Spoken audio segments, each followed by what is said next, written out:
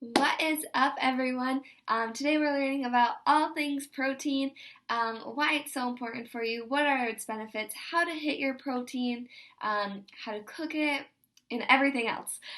So, why is protein so important for you? So, protein helps you build the lean muscle.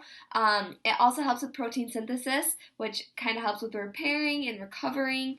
Helps you stay full longer. It'll keep you satiated longer.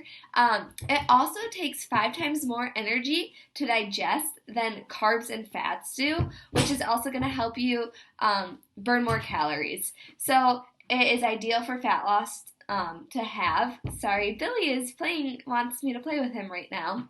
But it is kind of hard to hit. Reason being is for most healthy adults, you want to eat around 1 gram per body weight. So I'm 140 pounds. I eat 140 grams of protein per day. Most people are way under eating their protein and they don't even know it. So when I give clients their protein intake, it's anywhere between like zero point 0.8 and 1.1 grams per body weight, which is ideal. So say someone is like 240 pounds. I'm not going to make them try to eat 240 pounds. I'll probably do 240 times zero point 0.8 to get their protein count. Does that make sense? As far as like trying to hit your protein, it is a little bit tricky at first, and just really starting to learn nutrition facts and labels and making sure you're getting that protein in. What I recommend doing is make sure you are planning the day before. So, planning the day before looks like sitting in bed at night, putting in all of your foods to make sure that tomorrow you hit everything within plus or minus 10 grams of fat and protein and plus or minus 5 grams of fat. With planning ahead, it just makes you more consistent, and it makes you also staying on track throughout the week. Now, with protein, I typically have you guys evenly disperse it throughout the day. So each meal, you'll want to try to get anywhere between 30 and 40 grams per meal of protein. And then having some protein throughout the day with your snacks. So, like anywhere from 10 to 20 grams of protein throughout the day with those snacks. When I cook my protein, I usually cook it in bulk. So, like on Sundays, I will either do like a huge batch of chicken or flank steak or whatever it is. I will cook it and then I have it until usually Wednesday. My husband and I both eat it, so it goes kind of quickly. When it was just myself, it would last me all week typically. I also, something that I do personally, just because I love having like different flavors, I can't eat the same thing over and over. I get bored, like most people do. Um, so I don't cook my meats in any seasoning. I put them on after. So I will cook like all my chicken, all my meat with no seasoning, and then when I go to eat it, I will throw some salt and pepper on it, or like some garlic salt, or whatever it is that I'm going to throw on it. And that way I'm getting different tastes throughout the week as well.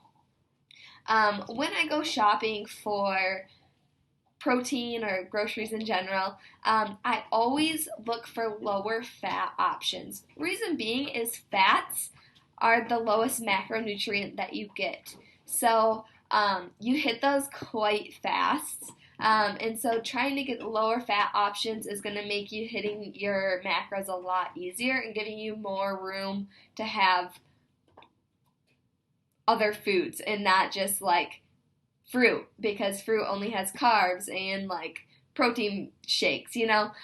So making sure you always try to find like lower fat options. I always get like the 99.1 or like the 93.7 or the 96.4 fats or beef. That way it's just lower in fats. I get top sirloin steaks because those have lower fats. I get flank steaks quite frequently because those are pretty low in fat.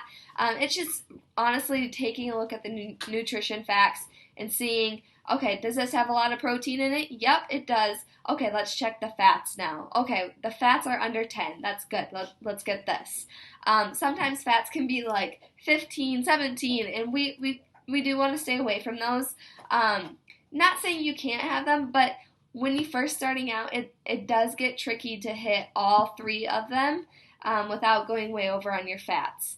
Even with like cheeses and like milks and like yogurts and stuff, I always get non-fat or reduced fat just because I know that if it's reduced fat or non-fat, I am going to be getting a lot more food in, and I love peanut butter. Peanut butter is my like main source of fats, so I always try to save as much fats as I can so I can have a bunch of peanut butter for dessert at the end of the night. Um, but also going back to protein, make sure you're actually looking at the nutrition labels.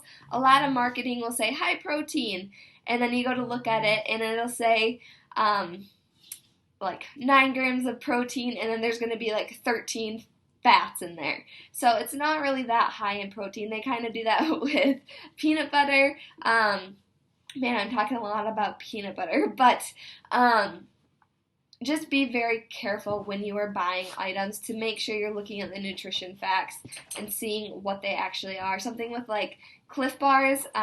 Cliff Bars have a ton of carbs in them, and they call them protein bars, and they have like 9 grams of protein and like 50 grams of carbs. So they're really not that great for you for protein, for a protein source. They're a great bar for carb sourcing, and I'll use a Cliff Bar for when I go hiking or something so I can get that energy in me quickly, but not to hit my protein counts.